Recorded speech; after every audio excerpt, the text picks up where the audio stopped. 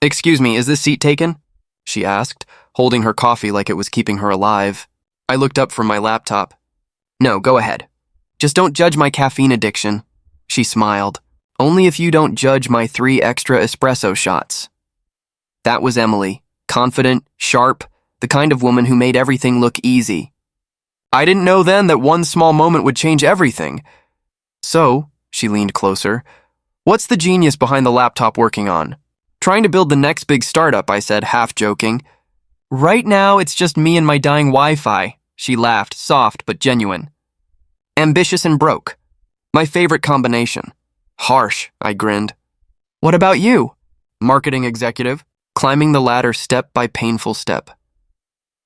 We talked for hours that day, about dreams, failures, the future. When she left, she scribbled her number on a napkin and said, "Call me if you ever need a marketing miracle." I called the next day. Weeks turned into months.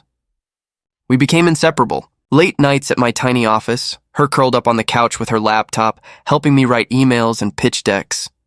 "Your designs are awful," she'd tease. "I'm a visionary, not a designer," I'd argue. "Then vision yourself into hiring one," she'd reply, smirking. I loved her fire. She made chaos feel like art. One night, as we sat on the balcony of my apartment, she said quietly, "Do you ever think about where we'll be in 5 years?" I looked at her glowing face in the city lights. "Yeah, I see us somewhere high, looking down at everything we built together." She smiled. "You really believe that?" "With you beside me? Yeah, I do."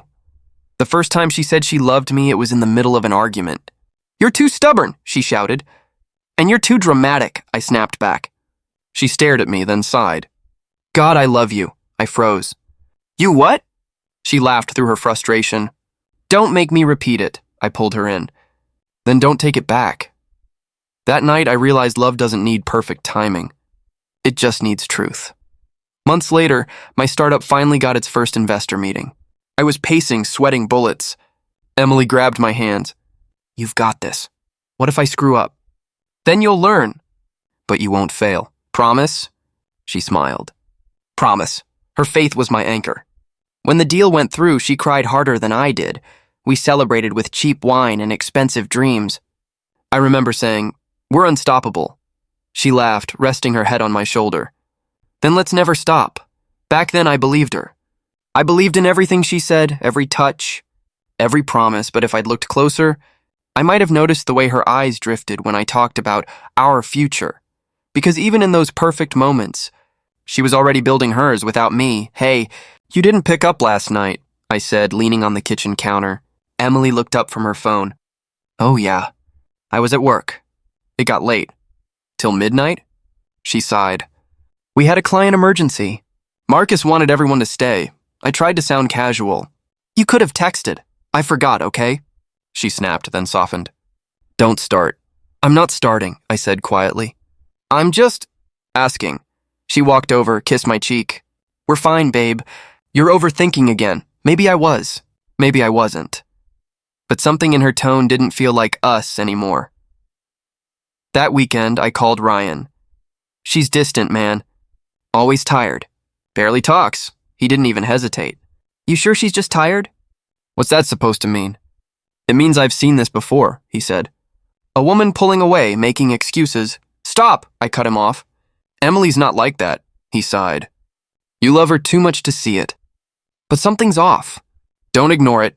I laughed it off, but his words stayed like splinters under my skin. Tuesday night, she came home late again. I was sitting on the couch, TV on mute. "You're still up?" she asked, startled. "Yeah, waiting." "For what?" "You," I said simply. She tossed her bag down.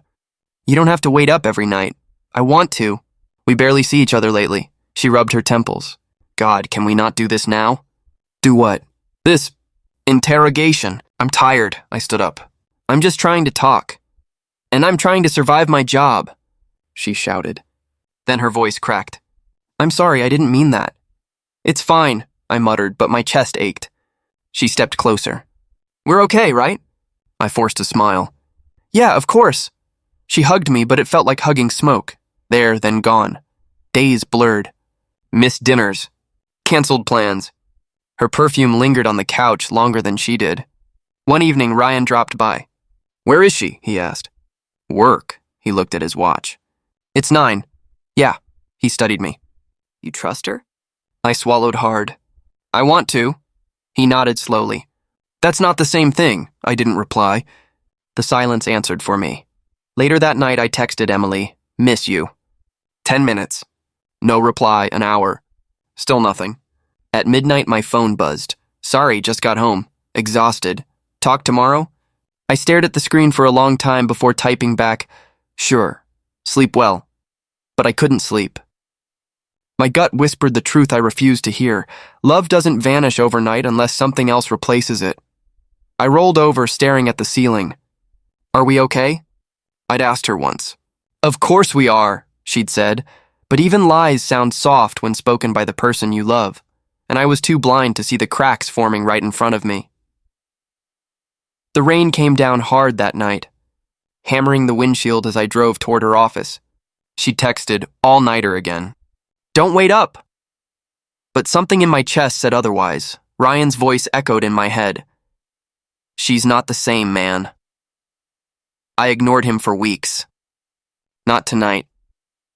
When I reached the building, most of the lights were off. The lobby guard looked up. Still people upstairs? I asked. Only a couple. Her boss and... I think your girl's still there, he said. My hands tightened around the umbrella. Yeah, thanks. The elevator doors opened with a soft chime. The hallway smelled like coffee and rain. Their floor was dim. Just one office light glowed near the corner. I walked closer, quiet, every step heavier than the last. Through the glass, I saw her. Emily. Laughing, her hand resting on his chest. Marcus.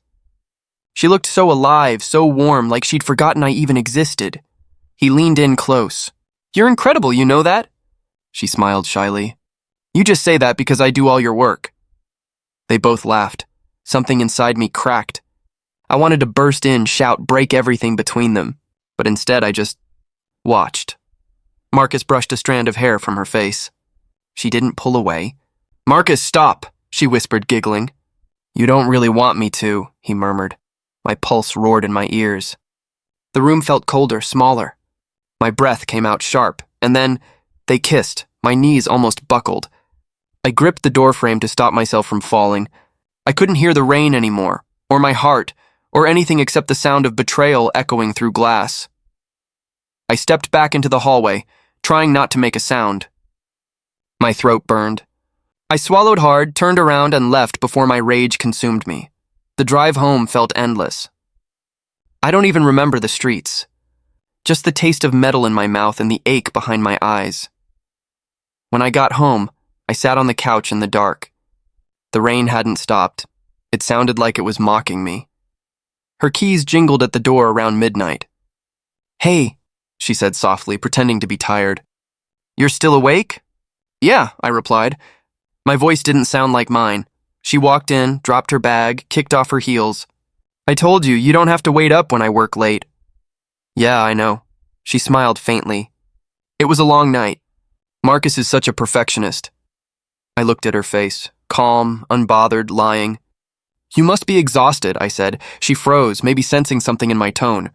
I really am. I'm going to shower, okay? Sure, I murmured. She walked toward the bathroom, humming to herself like nothing was wrong, like she hadn't just destroyed me. When the door closed, I stared at her bag. Part of me wanted to check her phone, find proof, confirm what I already knew. But I didn't. I didn't need to. Instead, I whispered to the empty room, You really did it. I thought of every night she said she loved me. Every promise. Every smile. All of it fading under that single image of her and him. The bathroom door opened, and she stepped out wrapped in a towel. You're quiet tonight, I forced a smile. Just tired. Don't overwork yourself, she said gently, walking past me toward the bedroom. She kissed my forehead. Good night, love. I didn't respond. Not I love you, not even good night, just silence. Because for the first time I realized our story wasn't love anymore. It was a countdown, and starting tomorrow I'd stop being the fool in it. I lasted a week. 7 days of pretending I didn't know. 7 nights of lying beside her while my mind replayed that scene like a loop I couldn't shut off. That evening, She came home humming, carrying takeout. "Thought we could have dinner together," she said lightly. I stood by the window, gripping the curtain. "Yeah, sure, dinner sounds great." She unpacked the boxes. "You okay? You've been quiet lately." I turned around slowly. "Just tired. You?" She smiled. "Same. Work's been crazy. Marcus is—" "Don't," I interrupted. My voice cracked. "Don't say his name." Her hands froze. "What?" I took a step closer. "I said, don't say his name." She blinked fast. "You're scaring me. What's going on?" I stared at her, searching her face for guilt, for anything. "You know exactly what's going on." "I don't." "Stop lying," I whispered. She frowned. "You're being paranoid again." "Did Ryan say something?" "No. I saw you, Emily." Her expression dropped like glass shattering. "Saw me?" "At the office. That night. You and Marcus. Together." For a second she didn't breathe. Then she said quietly, "You shouldn't have been there." That broke me. "That's your first thought? That I shouldn't have been there?" Tears filled her eyes. "It wasn't what it looked like." "Really?" I snapped. "Because it looked like you forgot who I was." She stepped forward. "Please, just listen." "No, you listen. You lied to me every single night while pretending to be tired from work." "I didn't mean for it to happen," she cried. "But it did," I said. "And you let it." Her voice trembled. "It was a mistake." "One mistake doesn't last long enough to laugh together afterward," I said bitterly. She wiped her tears. "It meant nothing." "Nothing?" I laughed, hollow and sharp. "You broke everything we had for nothing?" Her lips quivered. "I'm sorry." "Sorry doesn't fix betrayal, Emily." She sobbed harder. "He promised me a promotion. I was stupid. I thought if I helped him, he'd help me." I stared at her, numb. "So you traded love for a title?" "I didn't mean it like that." "You meant it exactly like that." She fell to her knees, clutching my hand. "Please don't leave me. I love you." I pulled away. "You don't love me. You love what I gave you. The safety, the comfort, the version of me that believed you were incapable of this." She looked up at me, broken. "I'll quit. I'll fix everything. Just don't go." "Quit," I said softly. "You already quit us." Silence filled the room, heavy and suffocating. "Say something," she whispered. "I did," I muttered. "You just never listened." Her tears hit the floor, one after another. I wanted to hold her, to forgive her, but the image of her laughing with him burned too deep. "Was it worth it?" I asked quietly. She shook her head. "No." "Then why?" She didn't answer, just cried harder. I turned toward the door. "Where are you going?" she choked out. "Somewhere I can breathe." "Please," she begged. "Don't end it like this." I looked back once. "It ended the moment you let him touch you." She reached out. "I can't lose you." "You already did," I said. I walked out, leaving her sobs behind me. The night air hit my face, cold, sharp, freeing. I didn't look back. I couldn't. As I stepped into the street, the rain started again, just like the night I found out. Only this time, I didn't feel broken. I felt awake. And deep inside, beneath all the pain, a quiet voice whispered, "You'll rise from this." "Man, you look like hell," Ryan said the morning he found me in my office, still wearing yesterday's clothes. I stared at the blank screen. "Feels worse than it looks." He sighed. "You've been here 3 nights straight. Go home." "I don't have a home anymore," I muttered. "Just walls and memories." Ryan sat on the desk. "You can't keep punishing yourself for her choices." I laughed dryly. "Funny. The punishment feels mutual." "She's gone, dude. Let her be gone." "Tell that to my brain. It replays everything like a movie I didn't ask to watch. He glanced at the cluttered papers. What's going on with the investors? Gone, I said flatly. They pulled out last week. Because of the scandal? I shook my head. Because I stopped caring. Missed meetings, missed deadlines. They saw the ship sinking and jumped first. Ryan leaned forward. You can rebuild. You've done harder things. I looked at him, eyes hollow. Not like this. This time I lost more than a company. You lost perspective, he said quietly. I clenched my jaw. I lost her, Ryan. And somehow, that broke everything else too. Silence stretched. The hum of the city outside was the only sound. He finally said, So what now? You just sit here and rot? Maybe. It's comfortable in the dark. No expectations here. He grabbed my shoulder. You're better than this. Am I? Because the man I was, he wouldn't have let this happen. Ryan's voice softened. You're grieving. That's allowed. But don't make grief your identity. I stared at the cracked coffee mug on my desk, the one she bought me. She said it would last forever. Guess she was half right. He exhaled. You need sleep and food. Real food. Got noodles, I said, pointing to a half-empty cup. Jesus, man.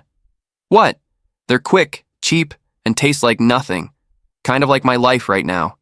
He shook his head, but smiled sadly. You're impossible. I'm surviving. No, you're stalling. I didn't argue. He was right. Every night I told myself I'd start fresh tomorrow. But tomorrow always came looking just like today, gray and heavy. Do you still love her? Ryan asked suddenly. I hesitated. I don't know. Maybe I just love who I thought she was. He nodded slowly. Then stop chasing ghosts. Build something new. From ashes? I murmured. Exactly. That's where the strongest things grow. His words lingered long after he left. That night, as I sat alone, I looked around the empty office. The failed pitch decks, the silent phone, the rain tapping against the window. Everything I'd built had fallen apart. But somehow I wasn't angry anymore. Pain had done something strange. It sharpened me. I whispered to myself, if I can survive this, I can survive anything. For the first time in months, I believed it. I stood, stretched, and looked at my reflection in the glass. I didn't see the broken man anymore. I saw the start of something new. Not for her, not for revenge, for me. Remember when you said you were done? Ryan grinned, leaning back in his chair. Guess you lied, I smirked. Guess I did. The hum of computers filled the small room we now called an office, bare walls, cheap desks, and 2 mugs of terrible coffee. But it was ours. Ryan tapped his screen. The prototype's ready for demo. If this investor signs off, we're officially back in the game. I exhaled. Back? No. This time we're rewriting the game. He nodded. You sound confident. I've got nothing left to lose, I said. That makes me dangerous. The meeting that week changed everything. The investor, a sharp woman named Clara, listened in silence while I pitched our vision. When I finished, she simply said, You failed before. Why should I believe you won't again? I met her gaze. Because failure taught me what winning actually costs. She smiled. I like that answer. 2 weeks later, her email came through. Funding approved. Ryan shouted, We did it! And actually hugged me, which was rare for him. I laughed. You mean you did it? You kept me from quitting. He grinned. Someone had to babysit your self-destructive genius. That was the start of Eternitech. Small team, big dreams, endless nights. We coded, built, failed, rebuilt, and kept going. The fire that once came from love now burned with something fiercer. Purpose. Man, you don't sleep anymore, Ryan said one night, tossing me a sandwich. Sleep's overrated, I muttered, typing away. He raised an eyebrow. You're still chasing something. Not her, I said automatically. He smirked. Didn't say you were. I looked up. Then don't. Truth was, I had stopped checking her social media months ago. Stopped caring, or at least that's what I told myself. But sometimes, when the office was quiet and the city lights blurred outside, her face still flickered in my mind. You ever think about revenge? Ryan asked one evening out of nowhere. I paused. Every day, but not the kind you think. Oh? Not screaming, not breaking things, just success. Quiet, undeniable success. He nodded slowly. The kind that speaks for itself. Exactly. By the end of the first year, we'd tripled our projections. Investors started calling us. Reporters wanted interviews. Competitors wanted partnerships. For the first time, I felt alive again. Not because I needed to prove something to her, but because I was proving it to myself. At our new office opening, Clara raised a toast. To new beginnings, everyone cheered. I lifted my glass but didn't drink. My eyes caught our logo on the wall, Eternitech, a reminder that even broken things can evolve. Later that night, Ryan found me standing alone on the balcony. You're thinking again, he said. I chuckled. When am I not? Tell me something. If she walked in right now, what would you do? I stared out at the skyline. I'd thank her. For what? For breaking me. Because that's how I found myself. He nodded quietly. Then you're finally free. Almost, I said. I just need to see them once. Her and Marcus. Not to hurt them. Just to remind them who I became without them. Ryan smiled faintly. You really think fate's gonna give you that chance? I looked at the city lights glowing beneath us. It always does. Eventually. As the night wind brushed past, I felt it. Peace, maybe even closure. The pain that once ruled me was now just fuel for something greater. I wasn't the broken man who walked out that night anymore. I was the storm coming back to collect what was mine. The ballroom buzzed with chatter, laughter, and the faint sound of glasses clinking. My name echoed somewhere across the hall. Ethan Blake, CEO of Eternitech. 2 years ago, I would have been invisible in a room like this. Now, I was the reason people showed up. Ryan leaned in. Big night, huh? Marcus's company's desperate for a buyout. I smiled faintly. Desperation has a familiar face. He looked at me confused. What do you mean? But before I could answer, my eyes found them. Emily and Marcus. They stood near the buffet, laughing with a group of executives. Her hand brushed his sleeve and he leaned close, whispering something. The sight hit me harder than I expected, but I didn't flinch. Not this time. Ryan followed my gaze. No way, that's them? Yeah. Holy, do they know you're the one buying them out? Not yet, I said. But they will. I started walking toward them, slow and steady, like a man who already knew the ending. Emily turned first. Her smile froze midair. Ethan? She breathed. Marcus turned too. His smirk half-formed before recognition drained it away. Well, he said, trying to recover, look who's finally made it big. Guess hard work pays off, I replied. And sometimes karma does too. Emily's eyes darted away, then back. You look different. I am, her voice softened. You're colder. Maybe that's what happens when you stop burning for someone. She swallowed hard. We didn't expect to see you here. Yeah, Marcus chuckled awkwardly. Small world, huh? Smaller than you think, I said. Especially when one company's about to buy another. Marcus frowned. Wait, what? Ryan stepped forward, handing him a file. Eternitech's proposal. Ethan's leading the acquisition. Marcus's face paled. You're the CEO, I finished for him. The one you'll be negotiating with tomorrow morning. Emily's lips parted, but no words came out. I could see her trying to compose herself, pretending to be unaffected. She finally whispered, You really did it. Yeah, I built something real, while you were chasing titles. Marcus cleared his throat. This isn't personal, right? I gave him a smile sharp enough to cut glass. Business is personal when people like you are in it. He stiffened. Watch it, Blake. I don't mix emotions with work. Maybe you should have thought of that when you mixed them in your office. Ryan coughed to hide a laugh. The tension thickened. Emily looked ready to cry, but I felt nothing, just an odd, hollow calm. She stepped closer. Ethan, please. What happened between us? I stopped her. Happened because of you, she flinched. I made a mistake. You made a choice, I corrected. And choices have consequences. For a moment, neither of us spoke. The sound of distant applause filled the silence between us. You came here to hurt us? She asked quietly. No, I said. I came here to win. Ryan tugged my sleeve. We should mingle.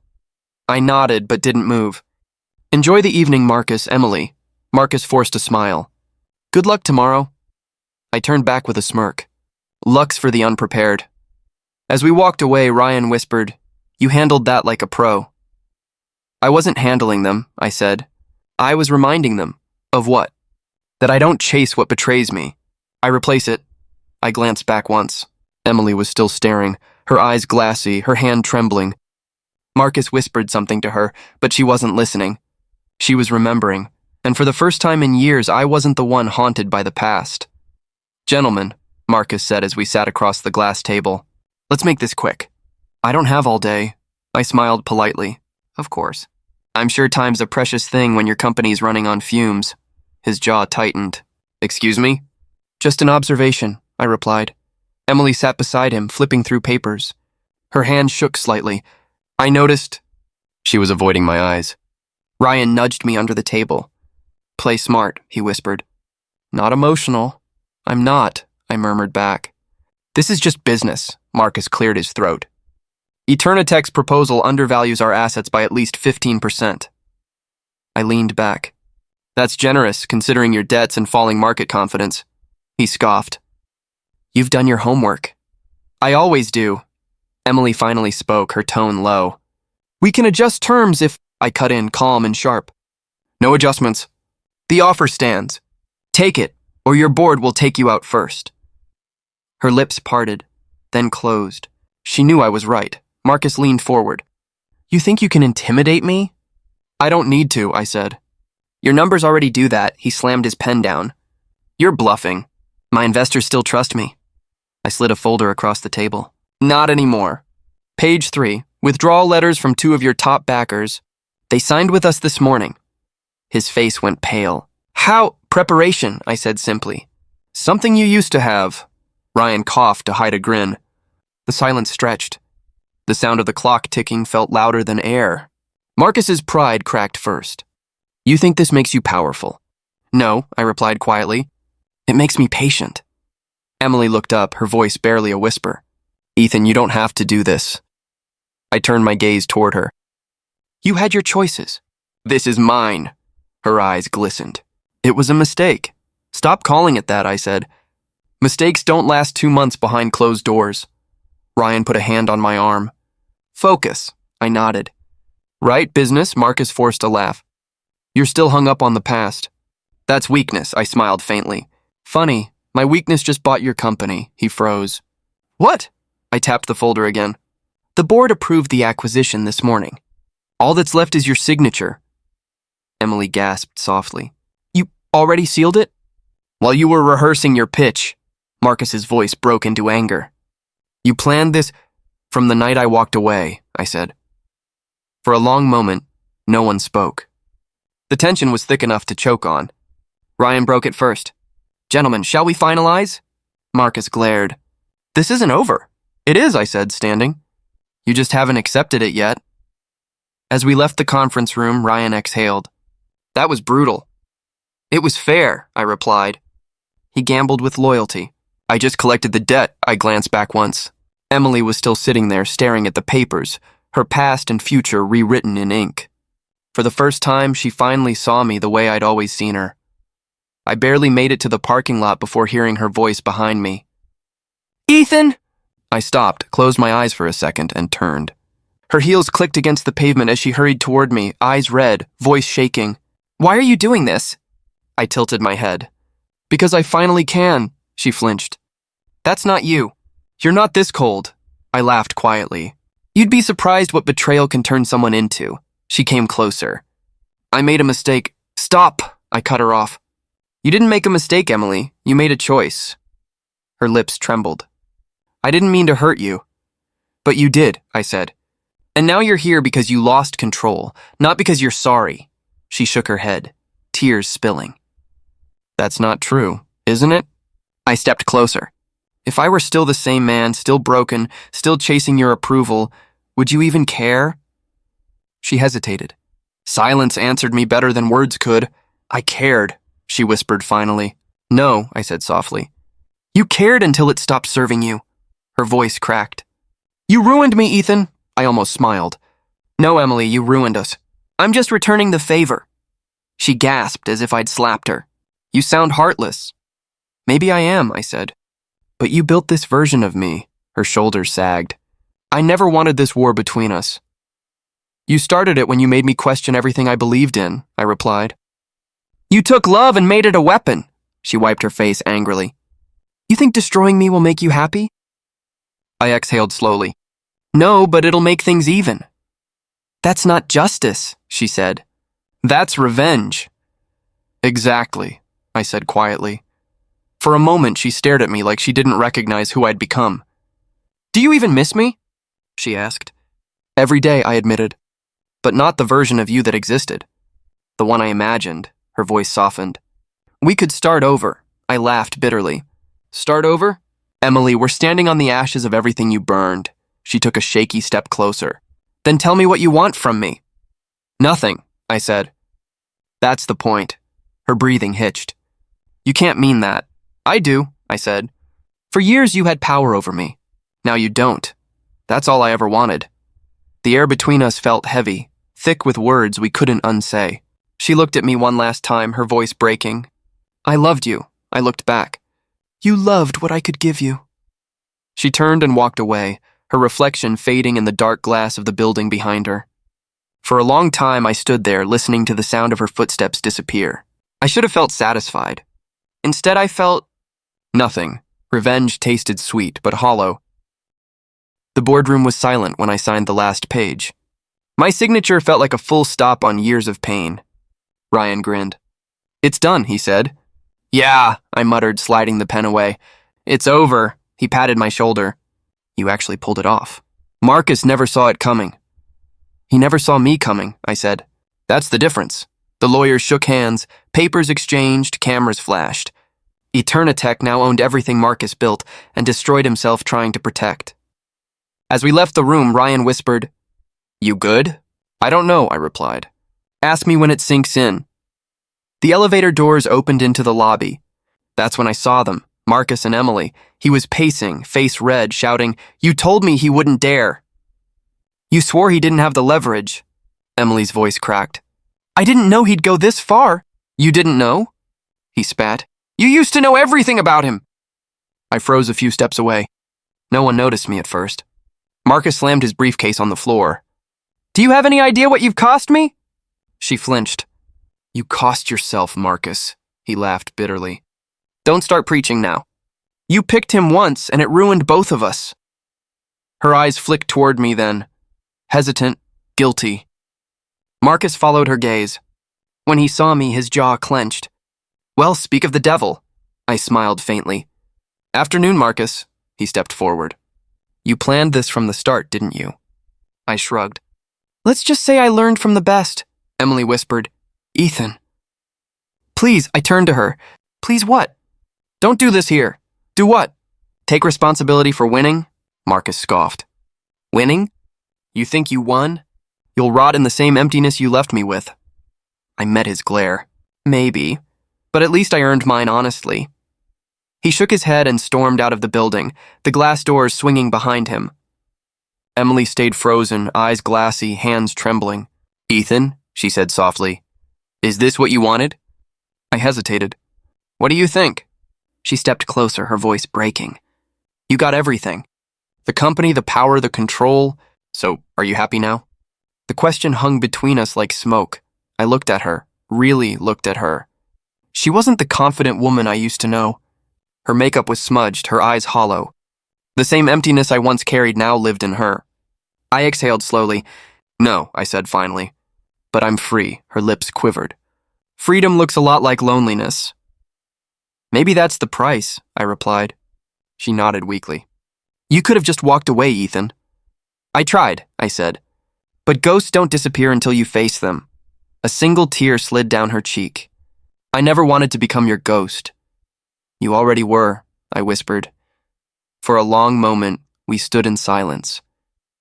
People passed by, executives, assistants, strangers, all of them unaware that a war had just ended right there in the lobby. She turned away, wiping her eyes. Goodbye, Ethan. Goodbye, Emily. I watched her leave, the echo of her footsteps fading like the last line of a story that should have ended years ago. Ryan walked up beside me. You okay? Yeah, I said quietly. Just finished, he nodded. Then let's move on. I looked back one last time at the empty glass doors. The reflection staring back wasn't the man she broke. It was someone colder, stronger, emptier. As I walked out into the crisp afternoon air, I felt the weight of victory settle on my shoulders. It didn't feel like triumph. It felt like silence. Revenge didn't heal. It only closed a chapter. Another late night? Ryan asked, leaning against my office door. Yeah, I said, eyes on the skyline. Just wrapping things up, he smirked. You've been wrapping things up for months. I know. He stepped closer, glancing at the glowing city below. You ever think about her? I hesitated. Sometimes. Less than before. That's progress, he said softly. Maybe, or maybe it's just numbness, he didn't reply. He didn't have to. The silence between us carried years of unspoken history. Everything we'd lost. Everything we'd built. You've won, Ethan, Ryan said finally. Maybe it's time to live again. I gave a faint smile. Maybe. When he left, I turned off the office lights and walked to my desk. That's when I saw it. An envelope, no return address, just my name written in her handwriting. For a second, I couldn't breathe. My hands trembled as I opened it. The letter was short. No excuses, no dramatic confessions. Just a few words written in calm, steady ink. Ethan, I've decided to leave the city. I'm not running. I'm freeing myself from what we both became. You deserve better than the man I turned you into. Thank you for showing me what strength looks like. Emily, I read it once. Then again, her words didn't sting. They didn't soothe either. They just existed, like the final echo of a song that had played too long. Goodbye, Emily, I whispered, folding the letter carefully. Then I set it on fire. The paper curled instantly, the edges glowing orange before turning black. I watched the ashes scatter into the cool night air through the open window. Ryan would probably call it symbolic, but for me it wasn't about symbolism. It was release. For the first time in years, my chest didn't feel heavy. The anger, the resentment, the constant replay of every betrayal, it all faded with the drifting ash. I closed my eyes and breathed deeply. No bitterness, no blame. Just peace. I leaned against the window frame, looking at the city below. The lights flickered like memories, some bright, some dim, all still alive. This is what real revenge looks like, I murmured. Not destruction. Freedom, my phone buzzed. A message from Ryan. You good? I smiled faintly and typed back. Yeah. Finally. I slipped the phone into my pocket and turned toward the window again. The world outside kept moving, unaware of the war that had ended quietly in one man's heart. I thought of everything she'd taken, and everything I'd gained in return. Maybe she was right. I did deserve better, not from her, from myself. As the last ember faded, I whispered to the empty room, Thank you, Emily, for teaching me how to rise. The city lights shimmered below, endless and alive. And for the first time in forever, I didn't feel alone. I felt free. Same order as always? The barista asked with a grin. I smiled. Yeah, black coffee, no sugar, she nodded. You used to come here with someone, right? I paused. Yeah, a long time ago. She had that loud laugh, the barista chuckled. You two looked happy. We were, I said softly. For a while. I took my seat by the window, the same corner table where Emily once teased me for spilling coffee on my shirt. The place hadn't changed much. Same faint jazz playing, same chipped wooden chairs. Maybe the only thing that changed was me. A young couple sat across the room, fingers intertwined, whispering between giggles. I caught myself smiling. Not with envy, just recognition. I remembered that version of myself. The dreamer. The believer. The fool. Rough memories? Someone asked. It was Ryan sliding into the seat opposite me. You stalking me now? I smirked. Maybe, he said. You disappear too much these days. I'm working. That's kind of my thing. Work's always your thing, he said, taking a sip from his cup. But what about living? I leaned back, watching steam rise from my mug. I used to think living meant holding on to people. Now I think it means letting them go. Ryan nodded slowly. You sound like a philosopher. More like a man who finally stopped bleeding, he laughed. You ever think about her? Sometimes, I admitted. Not with anger, though, more like remembering a storm that passed. Do you forgive her? I looked out the window where rain streaked the glass just like it did that night I caught her. Yeah, I think I do. Why? Because carrying hate is just another form of holding on. And I've had enough of that. Ryan smiled faintly. You've changed. I had to, I said. Pain either breaks you or builds you. I just got tired of being broken. He tapped the table. So what now, Mr. CEO? I grinned. Now? I build something that lasts, without shortcuts, without lies. You already did, he said. Eternitech's leading the market. Yeah, I said. But this time I'm not building for revenge. I'm building for peace.